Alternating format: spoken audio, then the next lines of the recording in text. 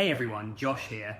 I built this thing called ZippCall and I genuinely use it all the time. The idea was simple. I wanted a way to make international calls, especially to Korea, without the usual nonsense. No downloading apps, no complicated setup, no random fees. Just a clean, browser-based calling tool that actually works. And honestly, it does exactly that. I've made tons of calls on ZippCall to friends, family, even for work. And the call quality still surprises me. It's super clear, there's no lag, and it connects fast. Like you click call and you're talking. That's it.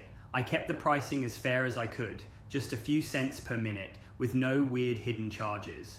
And yeah, your first call is free. I wanted people to try it without having to commit to anything. It's kind of surreal seeing something I made actually solve a real problem. I built ZippCall to scratch my own itch, and now it's the only thing I use when I need to call Korea from abroad. If you try it, let me know what you think. I'm always tweaking things to make it better.